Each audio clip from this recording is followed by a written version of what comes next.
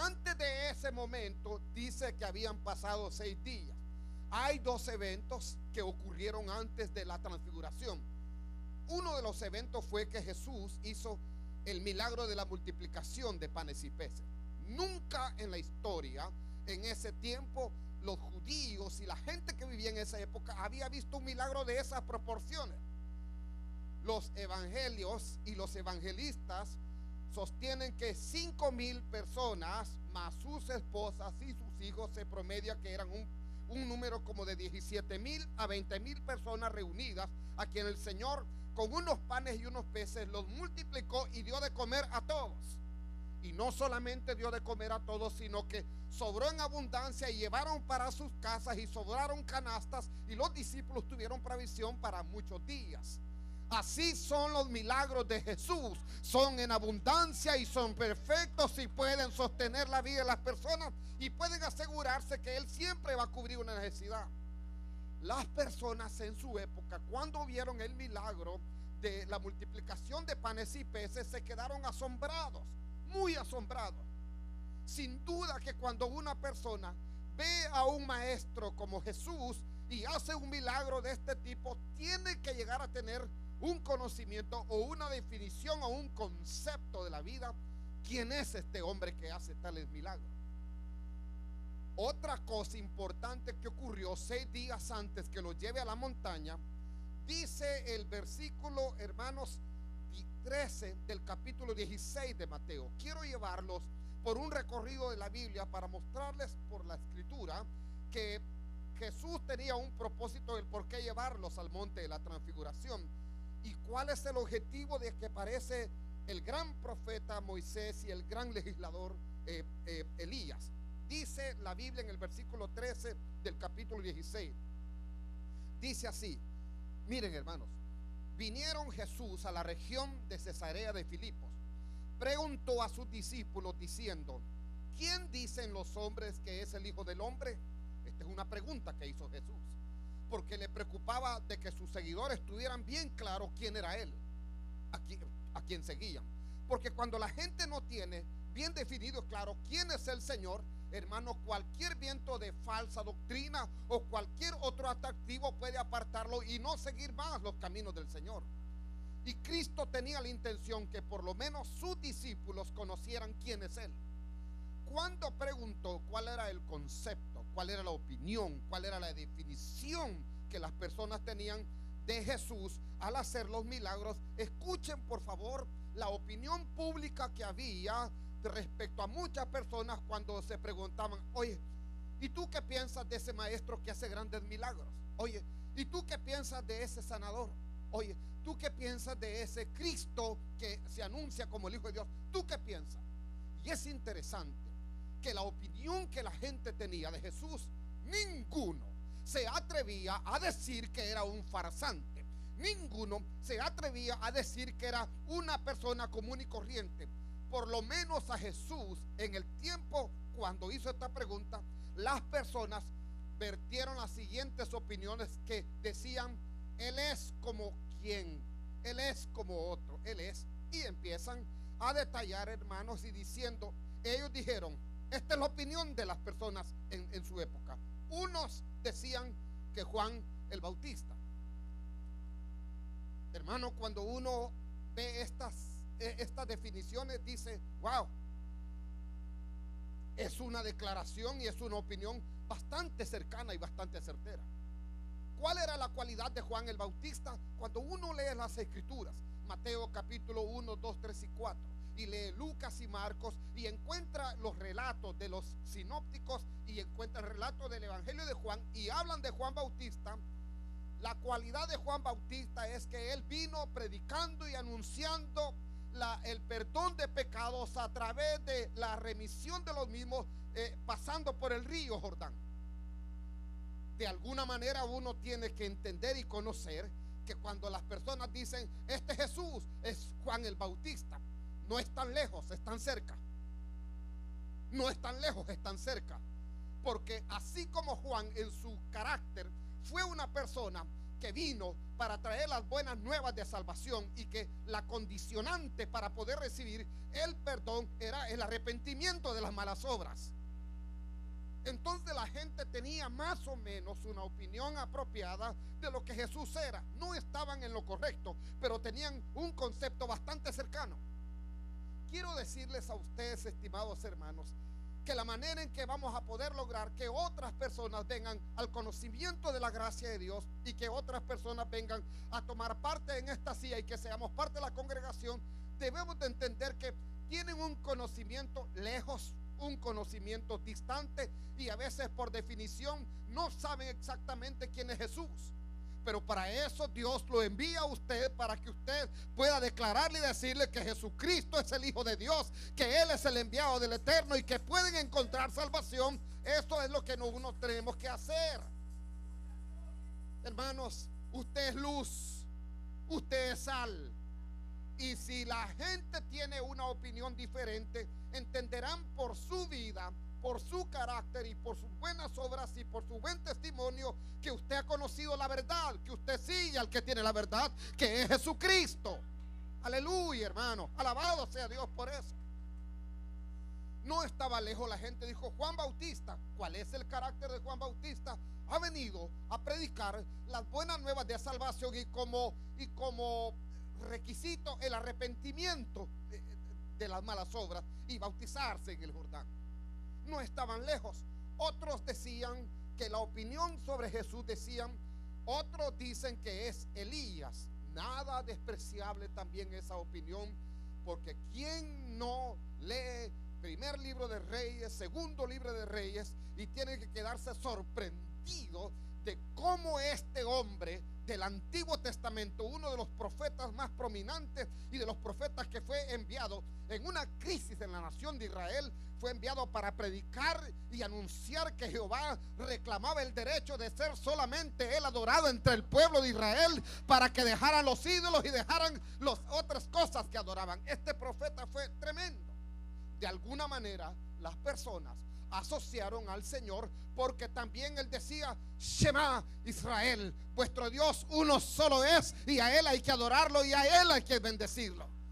Cristo vino a mostrar a los hombres que solo hay un solo Dios y un solo mediador entre Dios y los hombres. Vino a mostrar que, ¿por qué un único Dios? Porque solo hay uno, el creador de los cielos y la tierra, aquel que nos da vida y nos bendice constantemente.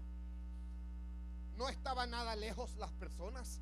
Decían Juan el Bautista, otros decían nosotros creemos que es Elías. Está bien, están cerca por definición, pero la Biblia nos dice, ¿y qué otros piensan que es? Bueno, otros opinan que Jesús es comparado con el gran profeta Jeremías. ¿Cuál es la cualidad del profeta Jeremías? Cuando leemos el libro de las Lamentaciones, capítulo 3, uno encuentra que Jeremías fue levantado por Dios desde su juventud. Tenía como 15 años cuando fue llamado al ministerio de profeta. Y el ministerio que le dieron fue un ministerio de reprensión y de rectificación de las malas cosas que se hacían en su época. Y Jeremías decía: Señor, yo soy demasiado joven para asumir el ministerio de profeta, te pido que mandes a otro. Y el Señor le dijo a Jeremías: no digas que eres demasiado joven, porque no es la juventud ni la vejez de la gente, es por el poder de Dios, porque no es con espada ni con ejército, sino con el Espíritu de Dios. Jeremías, hermano, se levantó y fue y predicó. Y cuando vio al pueblo de Israel que se iba tras los ídolos, fue un profeta de clamor, fue un profeta que constantemente lloraba el extravío de Israel y clamaba por estas personas, hermano, y constantemente era un hombre de muchas lágrimas. Los teólogos y comentaristas y los eruditos en Biblia sostienen que Jeremías fue considerado el profeta que lloraba constantemente porque le dolía el extravío de este pueblo. No estaban tan lejos los que opinaban esto, porque también nuestro Señor, cuando vio a Jerusalén que estaba totalmente apartada de la verdadera adoración al Señor, dijo estas palabras: Jerusalén, Jerusalén, que matas a los profetas que te son enviados. Quise tomar como las gallinas juntas sus polluelos, pero no quisiste, Jerusalén. por tanto el juicio y castigo vienen sobre ti. Al Señor le dolió mucho ver la indiferencia de sus propios ciudadanos. Le dio tristeza al ver que la gente, hermanos, no creía en Él, no le aceptaban, lo rechazaban. En algunas partes claramente le dijeron: vete de nuestra tierra, no te queremos. Pero en otras partes, como en Galilea y en Capernaum, donde eran gentiles, le decían: quédate con nosotros, Señor, te queremos en este lugar, háblanos de la palabra de Dios. Quiera Dios que nosotros no seamos como los de Judea, que rechazaban al Señor, sino que seamos como los que vivían en Galilea y en Capernaum, que dicen: quédate con nosotros, está aquí con nosotros, amamos tu presencia, Señor. Y decían: ¿y otros qué opinan? Bueno, otros se reservan el derecho de no dar una definición quién es Jesús y qué es lo que Dios dice acerca de este Mesías. No estaban tan mal las personas de su época, porque, hermanos, de alguna manera estaban casi asociando con grandes hombres del Antiguo Testamento. Pero Jesús no es exactamente ninguna de estas personas. Jesús, por definición, hermano, es el Hijo de Dios. Entonces, cuando les preguntó a los discípulos: ¿quién dicen la gente que soy?, ellos respondieron en el concepto y por definición lo que creían del Señor. Por eso el Señor, cuando vio lo que los discípulos tenían como información y lo tenían muy a la mano, dijo: 6 días después los tomó y los llevó al monte, para que conociesen que Jesús no es solamente el maestro, sino que Jesús es el Hijo de Dios.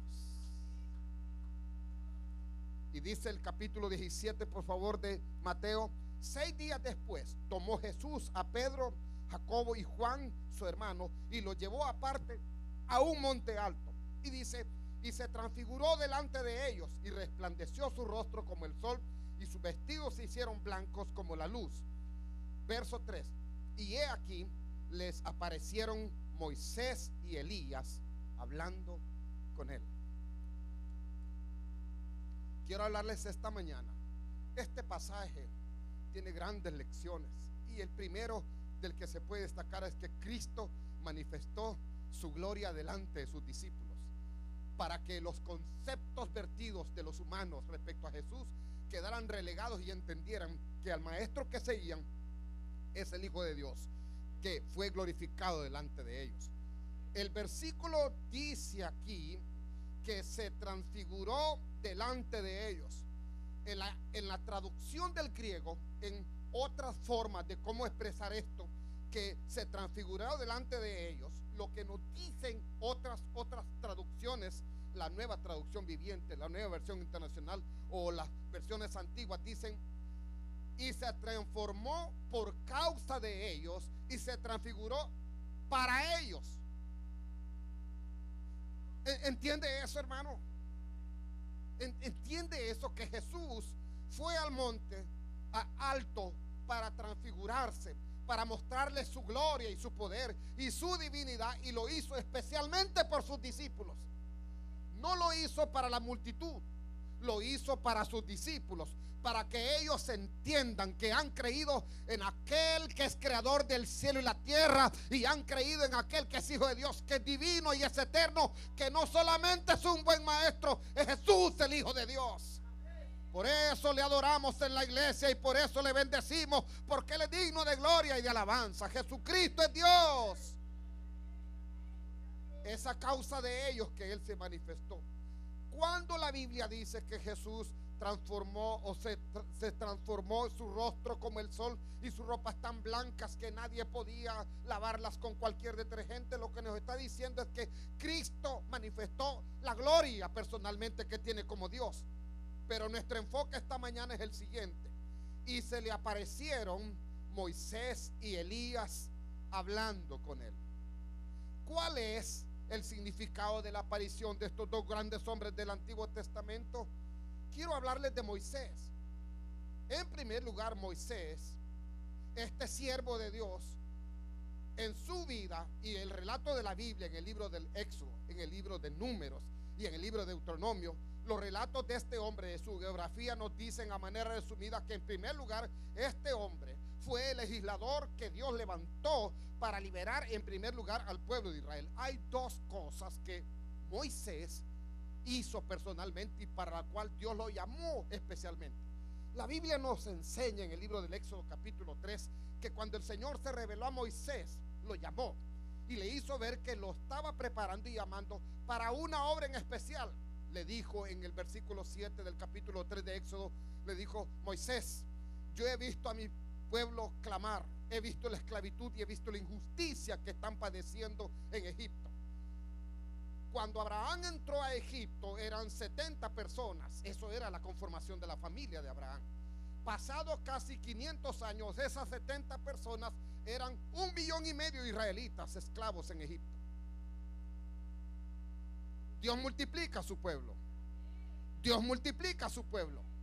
La promesa que le hizo a Abraham en el capítulo 12 de Génesis le dice: si tú me sigues, yo voy a hacer de ti una nación grande. Si tú me sigues, yo voy a multiplicar tu familia y voy a hacer de esta familia, que son apenas 70, miles y miles y miles. Serán tantos que no podrás contarlos, así como no se puede contar el puñado de arena en la mano, tampoco se pueden contar las estrellas. Así será tu descendencia y te voy a multiplicar, le dijo el Señor a Abraham, y así se lo cumplió.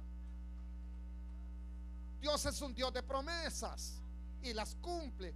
Cuando llegó el momento de Éxodo capítulo 3 y 4, Dios le dijo: ya multipliqué a este pueblo y es tiempo de que cumpla mi promesa de llevarlo a la tierra prometida, a Canaán. Y le dijo: y te voy a levantar a ti para que lo hagas.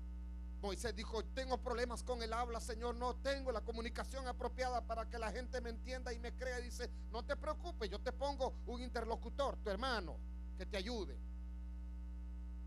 Y lo llamó para que fuese a hacer esta obra. Y Moisés hasta el día de hoy es reconocido en la comunidad judía.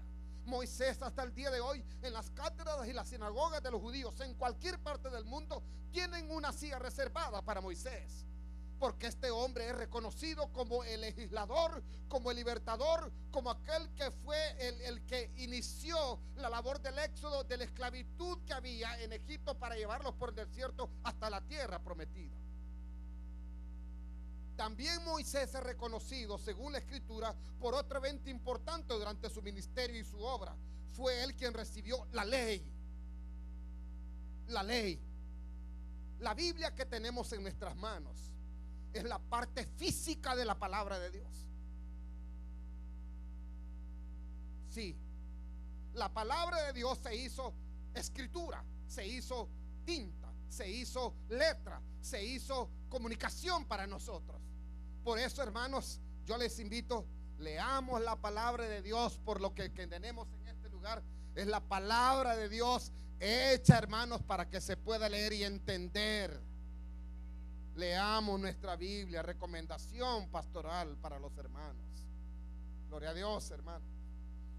Entonces voy comentándoles. La Biblia nos enseña que Moisés fue un hombre que dos cosas importantes ocurrieron. En primer lugar, Moisés fue el gran libertador que provocó el éxodo para llevar a Israel de la esclavitud de Egipto hasta Canaán. En segundo lugar, él tuvo la gran cualidad de ser aquel que recibió la ley. ¿Quién puede llegar a imaginarse que Dios con su propia mano escribió su palabra y nos la dio a nosotros? Nos la dio a nosotros su palabra, hermano. Qué bueno y qué misericordioso es el Señor. También la Biblia dice que apareció Elías. Elías también es un hombre prominente del Antiguo Testamento, y él fue reconocido como el reformador. En los siglos 14 y 15 en Inglaterra y en Europa se produjo el gran movimiento que se llama la Reforma. No solamente fue el cambio de culto y liturgia en las iglesias, sino que la Reforma fue una transformación de toda la cultura, de todo lo social, lo económico. Es decir, que cuando llegó este movimiento de la Reforma, afectó el sentido económico, espiritual, social, y todo se transformó, hermanos, en esos tiempos del siglo 14 y 15 y 17. Cuando fue llamado Elías para servir al Señor, él fue, hermanos, el que fue un reformador, porque en los tiempos de Elías él fue y se levantó para hacer volver a Israel de la esclavitud de los ídolos, para que volvieran a la adoración del Dios vivo y verdadero. Por lo tanto, cuando Pedro, Jacobo y Juan están viendo al Señor en su gloria y aparecen Moisés y Elías, estamos hablando de dos grandes siervos, de dos grandes personas, de dos íconos importantes del Antiguo Testamento que influyeron mucho para el beneficio de este pueblo Israel y para la revelación de la salvación de Dios en la historia. Sin ser judíos y sin ser israelitas, hemos alcanzado las promesas de Dios dadas a Abraham por gracia y por misericordia del Señor. Alabado sea Dios, hermano. Ahora, hermanos, la Biblia dice lo siguiente. Fíjense, por favor. En este versículo nos dicen Moisés y Elías. Y es interesante porque el mensaje que nos declara y nos pone en consideración es la identidad de estas dos personas. Cuando habla de la identidad, la Biblia dice, hermanos, que estos dos hombres claramente dijeron Moisés y Elías. Yo me hice una pregunta y la respondió el versículo siguiente. Me hice la pregunta: ¿cómo hicieron Pedro, Jacobo y Juan para reconocer que las dos personas que estaban ahí, uno era Elías y otro era Moisés? ¿Cómo hicieron? Debido que hace 2000 años atrás había partido de este mundo Moisés, y debido que Elías también había partido de este mundo y había sido arrebatado en un carro de Israel. ¿Cómo podían los discípulos no equivocarse y decirle a Elías Moisés y a Moisés Elías? ¿Cómo podían los discípulos reconocerlo si no lo habían conocido? Ellos habían partido de este mundo hace miles de años. Si entramos en un debate teológico, estaríamos diciendo cómo hicieron los discípulos Pedro y Juan para conocer a alguien que nunca los habían visto. Lo que tenemos que entender esta mañana es que cuando Dios los llevó al monte de la transfiguración, cuando Dios los llevó a la montaña, era una montaña de revelaciones. Revelaciones para dar a conocer los misterios y las cosas que este ojo no ve, este corazón no sabe, lo que el hombre logra alcanzar con su inteligencia, con su razonamiento. Es imposible que logre entender las cosas que Dios revela mediante su manifestación a sus siervos. Pablo dice en Romanos capítulo 8 que las cosas que Dios nos ha revelado no se adquieren por estudiar en la universidad y no se adquieren por leer grandes libros, sino que el conocimiento de quién es Dios y quién es Jesucristo y quién es el Espíritu Santo viene de Dios, porque Él nos ha revelado por su gracia y por su Espíritu. Todas las cosas son reveladas por el Señor. Gloria a Dios, hermano. Entonces hay una palabra aquí interesante. ¿Cómo hicieron para reconocerlo? Bueno, tanto es así que lo reconocieron que el verso 4 del capítulo 17, oigan lo que dice Pedro. Es interesante porque dice: entonces Pedro dijo a Jesús: Señor, bueno es para nosotros que estemos aquí. Si quieres, hagamos 3 enramadas, una para ti. ¿Cierto, hermano? Otra para Moisés y otra para Elías.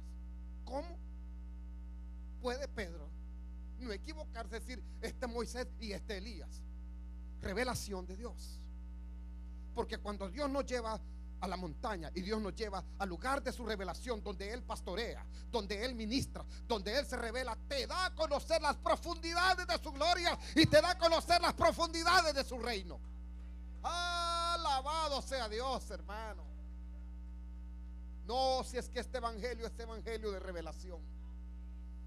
Y la Biblia dice que Pedro dijo: te hacemos una enramada a ti y una a Elías y una a Moisés. Claramente estos hombres tienen una identidad, claramente. Ahora, ¿cómo hizo para identificarlo? No lo sabemos, solo sabemos que sí lo hizo.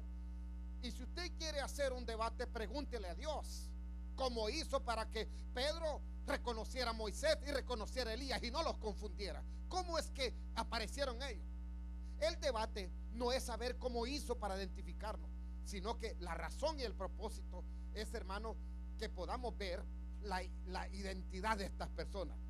Fíjense, hermanos, qué cosa más interesante. La Biblia nos dice que ahí apareció Elías y Moisés, o Moisés y Elías. Quiero decirle tres cosas de estos hombres, por qué están ahí. Dice, hermanos, que están presentes y lo reconocen los discípulos. Moisés y Elías están vivos. Están vivos. Moisés y Elías están vivos.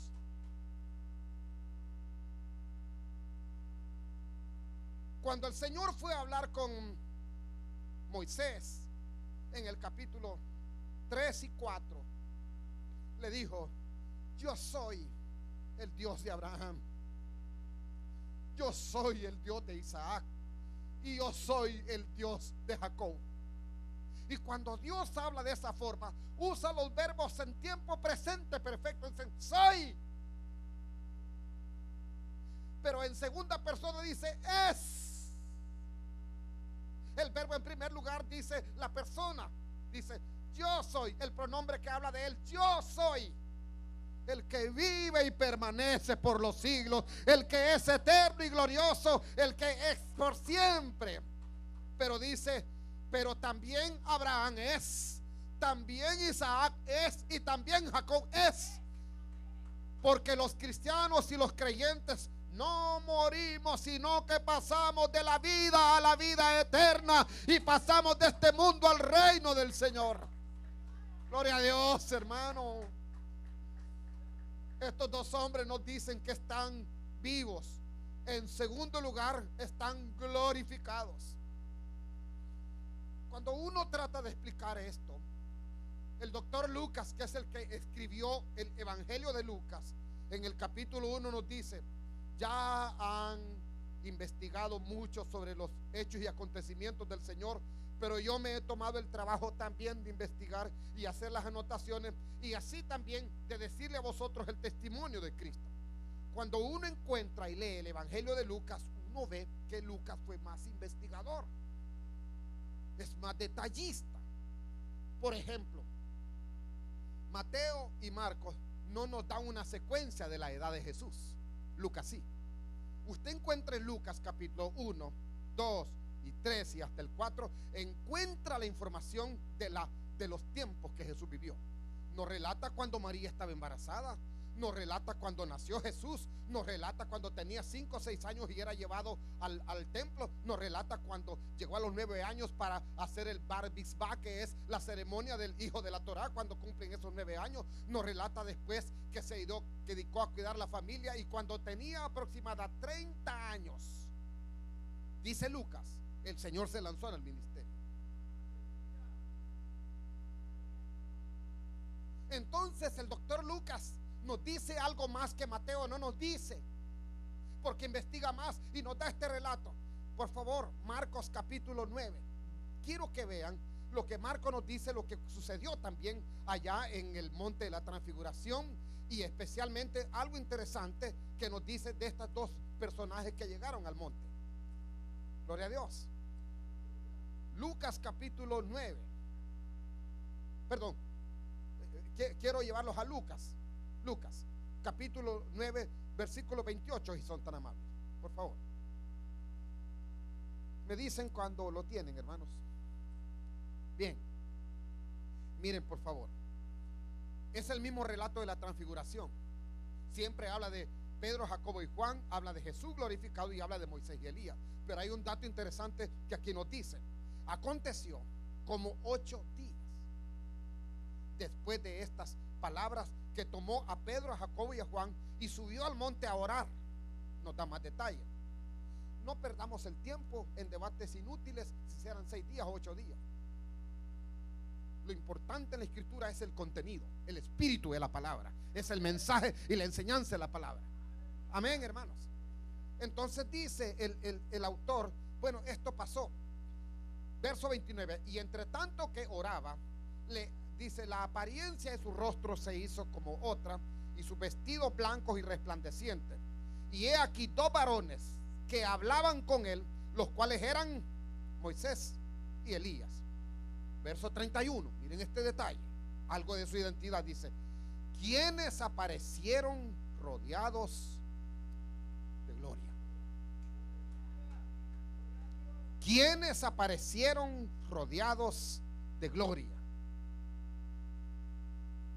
Uno se hace la pregunta, ¿a qué gloria se refieren? Bueno, la Biblia dice que aparecieron rodeados de gloria.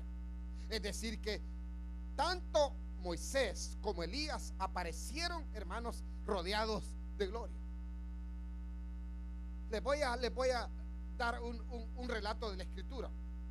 En el libro de Números, allá por la altura del capítulo 26, 27, Dios le dijo a Moisés: sube al monte porque llegó el final de tus días, y te voy a dar el honor y la honra de que yo te voy a enterrar, le dijo a Moisés. Moisés dijo: está bien, Señor, tú así lo decides. Y Moisés murió en una montaña que hasta el día de hoy no se conoce cuál es, porque Dios es sabio y entendido porque hace estas cosas de esa forma. Y lo enterró Dios y nadie supo dónde lo enterró. Y Moisés murió enterrado por el Señor.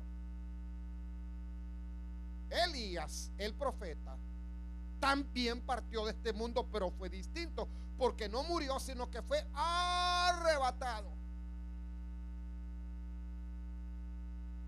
Lo que le quiero decir, que estos dos hombres que nos presenta la Biblia aparecieron en ese lugar claramente, Moisés y Elías, vivos los dos, y no solamente vivos, sino que glorificados, transformados, ya no con aquella sujeción de un cuerpo como el nuestro, sino que con un cuerpo totalmente distinto y diferente, pero la identidad continúa de estos dos siervos. Lo que nos quiere decir, hermanos, o lo que la Biblia nos presenta, que cuando ellos están apareciendo rodeados de gloria, están glorificados. Pablo apóstol hace una declaración tremenda en el libro de Romanos respecto a eso, cuando nos enseña. Mire, hermano, voy a ir rápidamente a Romanos, porque para eso traemos Biblia a la iglesia, para que leamos la Biblia y respaldemos lo que enseñamos y predicamos. Romanos capítulo 8, del versículo que quiero leer es del versículo 29 en adelante. Romanos capítulo 8, versículo 29 en adelante. Dice: y sabemos que los que aman a Dios, todas las cosas les ayudan a bien. Estoy en el 28. Esto es, a los que conforme a su propósito son llamados, porque los que antes conoció también predestinó, dice, para que fuesen hechos conforme a la imagen de su Hijo, para que Él sea el primogénito entre muchos hermanos. Y a los que predestinó, a estos también llamó. Y a los que llamó, también justificó. Y a los que justificó, también glorificó. Este evangelio que nos han revelado, hermanos, nos toma en este mundo y estamos destinados, porque nuestros nombres están escritos en el cielo y nuestros nombres están escritos en la gloria. Alabado sea Dios, hermano. Oh, por eso decía Pedro: no somos ciudadanos de este mundo, no somos, no vivimos, aquí vivimos, trabajamos, compramos casas, estudiamos, pero sabemos, hermanos, que cuando sea el momento, o que muramos como Moisés, que es enterrado, o que seamos arrebatados como Elías, cuando partamos de este mundo, vamos a recibir la gloria prometida para todos aquellos que fueron llamados y han sido revestidos de gloria. Una explicación teológica bíblica la hizo el apóstol Pablo en el libro 1 de Corintios capítulo 15. Es un libro extenso donde nos dice Pablo que los que durmieron serán resucitados y los que estemos vivos seremos transformados. Y es uno de los pasajes más explícitos de cómo será la resurrección y cómo será el arrebatamiento de la iglesia. Así lo explica Pablo en términos bien definidos. ¿Qué decimos con esto? Estamos diciendo, hermanos, que Elías y Moisés aparecen aquí y su identidad nos dicen, hermanos, que están vivos, porque no morimos. El Señor dijo una declaración y una promesa en Juan capítulo 5 verso 24, dice que todo aquel que cree y le sigue, dice, no verá muerte, sino que ha pasado de muerte a vida, de muerte a vida. La vida está en nosotros y la vida gloriosa del cielo está en nuestras vidas, porque Cristo es la promesa que ha dado, hermano. Alabado sea Dios, hermano. Ahora quiero que vuelvan nuevamente al Evangelio de Lucas en el capítulo 9. Hay otro detalle, que aparte de que estos dos personajes, Lucas dice que estaban glorificados, hay una cosa interesante que nos dicen de qué conversaban con Jesús. Y este es el centro del mensaje.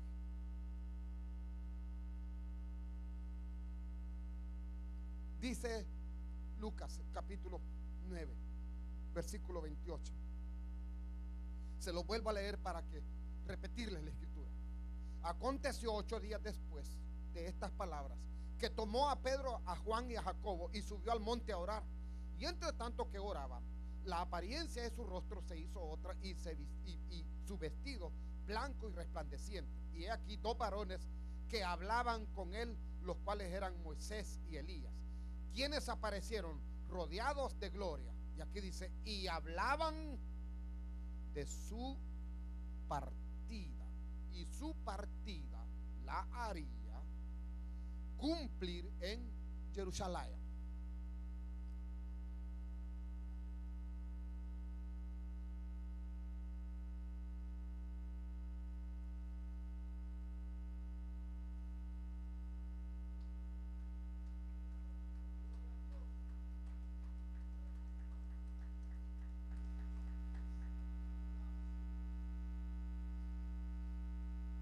Lo que las personas platican puede resultar en destrucción para otros o puede resultar en bendición para otros. Lo que las personas platican pueden redimir a las personas o pueden hundir más a las personas. Un joven como de 24 años fue acusado falsamente por su jefe para no pagarle su tiempo de trabajo y fue metido 3 meses a la cárcel. Y cuando comprobaron que no había hecho tal delito de falsear los informes financieros del negocio, sino que él había hecho lo que le había mandado su jefe, quedó libre. Y el jefe no pagó el tiempo que él trabajó, pero le quedó la marca y la seña de que había estado preso. El joven tocó las puertas de otra empresa, él presentó su currículum y le dieron trabajo. Y vieron su eficiencia en que podía leer los estados financieros, estados de resultados, balance de comprobación, y podía leer también los activos y los fijos de la empresa. Yo estudié 3 matemáticas financieras, hermano, y conozco el estado de una empresa, cuando una empresa está en marcha y cuando no, cuando tiene problemas financieros y cuando no, cuando es una empresa que tiene gran futuro, cuando no. Este joven tenía la habilidad de leer los estados financieros. La empresa lo contrató y empezó a trabajar, y muy contento dijo que bueno, estoy trabajando nuevamente en lo que me gusta.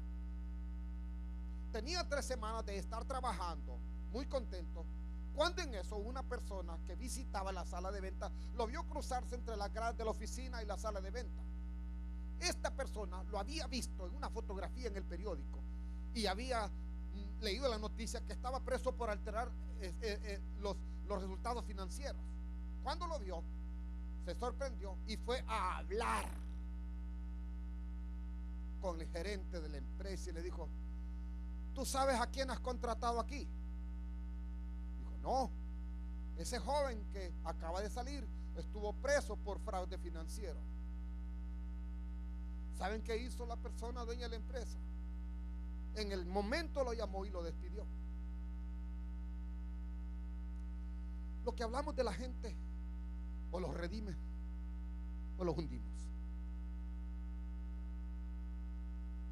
Seamos bondadosos, seamos perdonadores, porque Juan capítulo 4 dice que cuando Jesús se encontró con la samaritana, él sabía todo lo de ella, todo.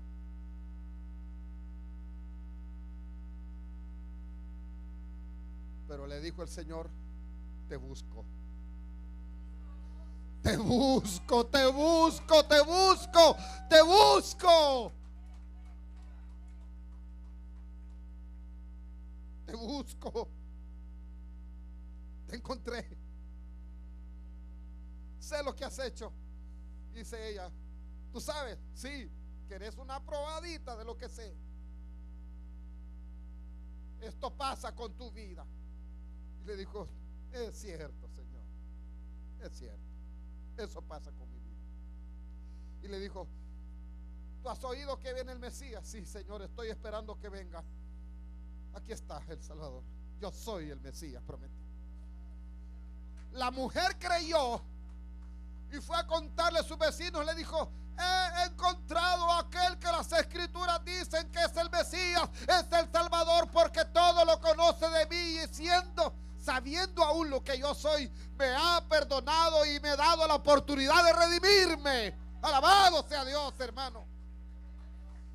Démosle a las personas la oportunidad de redimirse. Cuando hables con otra persona, ten cuidado que tus comentarios, en lugar de destruir, hundir más a una persona que te extiende la mano, que va cayendo en el abismo, dásela con tus comentarios, dásela con tu oración, dásela con tu intercesión para sacarlo de ese lugar, para que venga y esté contigo danzando y celebrando la misericordia de Dios, hermano. Cuando Moisés y Elías hablaban con el Señor, ¿de qué trataba su conversación? Dice: de su partida, que la haría en Jerusalén. Voy a ir terminando porque este es el centro del mensaje. En otras traducciones del griego, cuando dice hablaban de su partida, en otras traducciones dice hablaban de su éxodo. Hablaban de su éxodo. El éxodo es la persona que Dios lo comisiona para hacer una obra en especial para Dios. Moisés fue el líder que se colocó en el desierto y aprendió obediencia, y aprendió adoración, y aprendió sujeción delante del Señor en el desierto. Él fue el que se puso adelante, y fue en los peligros del desierto, fue en las carencias del desierto, fueron las enfermedades en el desierto, y él no se quitaba de enfrente, seguía adelante, porque Dios le había comisionado el liderazgo de ser el que inició el éxodo. Era el líder, era el que comandaba, era el general, era el que estaba comisionado para ir adelante. Si Moisés se cae el pueblo, pero él iba hacia adelante a pesar de todo. ¿Quiénes te siguen a ti? ¿De quién eres líder tú? De tu casa, de tus hijos, de tu familia. No te decaigas a pesar de tus problemas. Sigue caminando, porque mientras tú sigues buscando a Dios, los tuyos también seguirán buscando al Señor. Mientras tú adoras al Señor, los tuyos aprenderán adoración. Elías también fue uno que pronunció y que procuró hacer el éxodo personal. Moisés hizo un éxodo que liberó a Israel de la esclavitud del faraón, pero Elías fue uno que provocó el éxodo de la esclavitud espiritual que había en ese tiempo. Es impresionante, hermanos, lo que la Biblia nos enseña. Y dice ese versículo: hablaban con el Señor de su partida, hablaban con el Señor, hermanos, de su salida de este mundo. Cuando salió Moisés de este mundo, y cuando Elías también salió de este mundo, un dato interesante que hay que compartir es que no acabaron su obra.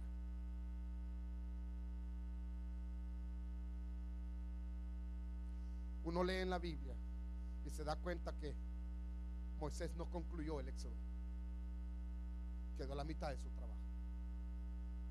¿Quiere leerlo? Números capítulo 27. Moisés y Elías están hablando con el Señor sobre su partida, sobre su éxodo. Dice Números, hablando del éxodo que promovió Moisés. Miren lo que dice Números capítulo 27, versículo 12 en adelante. Ahí está el relato. ¿Qué nos dice sobre Moisés, si él concluyó el éxodo o no? Pero la Biblia nos da la respuesta a esas preguntas interesantes. Este es el tema que están hablando con el Señor, que él, como representante de la ley, no terminó el éxodo, quedaron pendientes muchas cosas. Dice el capítulo 27 del éxodo, el versículo 12: Jehová dijo a Moisés: sube a este monte, Abarim, y verás la tierra que he dado a los hijos de Israel. Y después de que la hayas visto, tú también serás reunido con tu pueblo, como fue reunido tu hermano. pues fuiste rebelde a mi mandato en el desierto de Sin, en la rencilla de la congregación, no santificándome en las aguas a ojos de ellos. Estas son las aguas de la rencilla de Cades en el desierto de Sin. Verso 15. Entonces respondió Moisés a Jehová diciendo: ponga Jehová, Dios de los espíritus de toda carne, un varón sobre la congregación, que salga delante de ellos y entre delante de ellos, y que los saque y los introduzca, para que la congregación de Jehová no sea como ovejas sin pastor. Cuando Moisés fue llamado por el Señor para ser sepultado en el monte, Moisés tenía una clara realidad. Dijo: no he terminado mi trabajo, porque llegué al monte y solo pude ver la tierra prometida. Se nos prometió, pero me privé de eso, y no voy a terminar mi trabajo al meter a Israel a Canaán. Dios le dijo: no lo vas a hacer, hasta aquí llegó tu tarea, y quedó pendiente la obra de Moisés. Tal consciente Moisés que dice: Señor, está bien, yo no la termino, pero te pido que nombres a un sustituto mío, por favor, para que Israel no vague como oveja en el desierto sin pastor. Pon a uno en lugar mío que termina la obra de pasarlo hasta la tierra de Canaán. Y Dios levantó a Josué. Cuando Elías también concluyó su trabajo de ministerio y hizo su éxodo de este mundo, tampoco cumplió su tarea. La Biblia nos dice y nos relata en el libro de Segundo de Reyes, en el capítulo 17, cuando Dios iba a arrebatar a Elías, dice que Eliseo su ayudante lo supo y le dijo: tengo que ir a Betel, tengo que ir a Gilgal, tengo que ir al Jordán para hacer ministerio, quédate aquí, hermano. Dice: no, yo no me separo de ti, porque yo sé que Dios ha dicho que este día te va a arrebatar y te va a quitar entre nosotros. Y le decían sus amigos en la escuela de los profetas, decían: ¿sabes tú que tu maestro hoy es arrebatado por el Señor? Decía: cállense, yo lo sé que va a ser arrebatado hoy. Y la Biblia nos enseña que en los días de Elías, cuando fue arrebatado, él no terminó su labor, quedó inconclusa. Claro que tuvo una gran victoria cuando derrotó a los 450 profetas de Baal, pero el testimonio de la Escritura en el capítulo 27 en adelante nos dice que Israel siguió siendo adorador de ídolos y adoraba a Baal peor, y cayó en el grave error de las naciones, que empezó a sacrificar a sus propios hijos poniéndonos al fuego. El pueblo de Dios llegando a tal extremo, siendo uno que Jehová se le manifestó en el desierto. Y cómo es que ahora están tan alejados de la adoración verdadera de Dios y han terminado adorando ídolos y a Baal, algo que es contrario a lo que el Señor les había revelado. ¿Cómo puede un pueblo extraviarse tanto? Y la Biblia dice que aún así fue alzado al cielo Elías el profeta. ¿A qué los quiero llegar esta mañana? Cuando Moisés y Elías aparecieron en el monte platicando con Jesús, hablaron del tema que les interesaba. Señor, quedaron pendientes nuestros ministerios.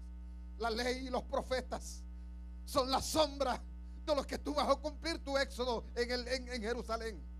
Le dijeron: Señor, las promesas de la ley, todo su sistema de legislar, su sistema de los sacrificios por la remisión de pecados, todo el sistema de la ley era sombra y figura de lo que se va a cumplir en ti. Le dice Elías: yo soy el profeta, di profecías muy grandes, pero la profecía ha de cumplirse en ti. Señor, te pedimos que no falles en tu éxodo, te pedimos que no falles en tu obra, te pedimos que tengas éxito en tu éxodo, Señor.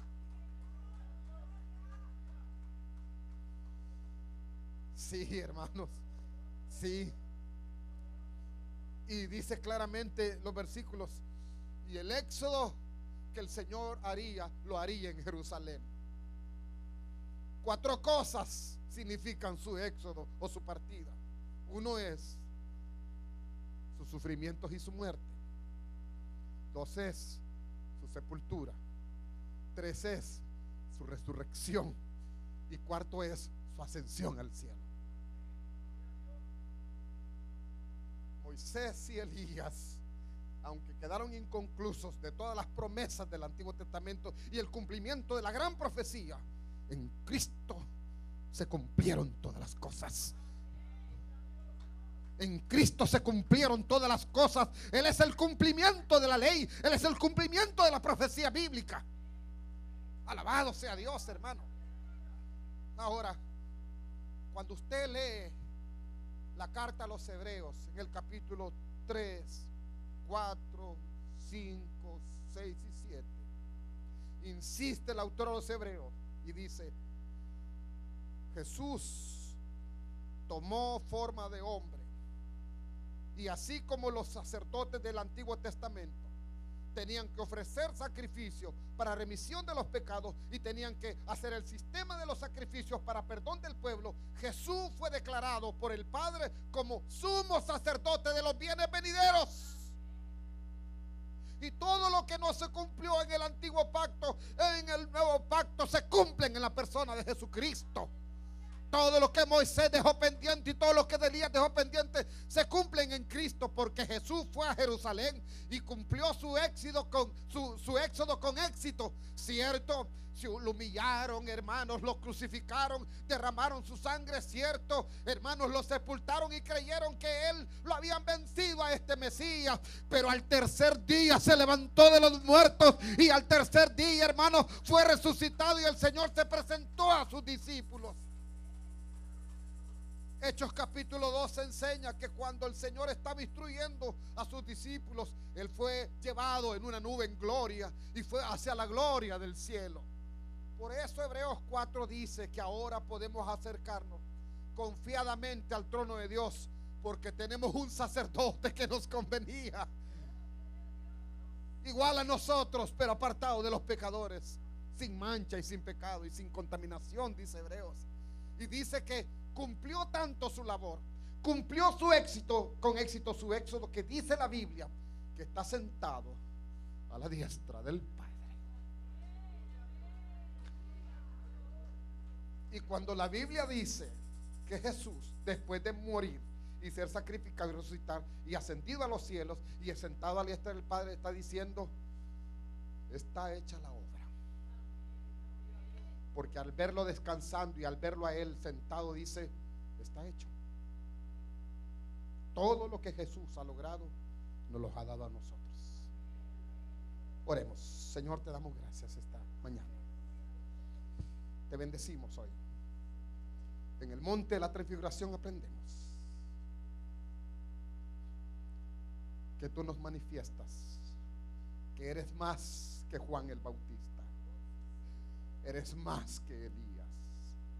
Eres más que Jeremías o alguno de los profetas. En el monte de la transfiguración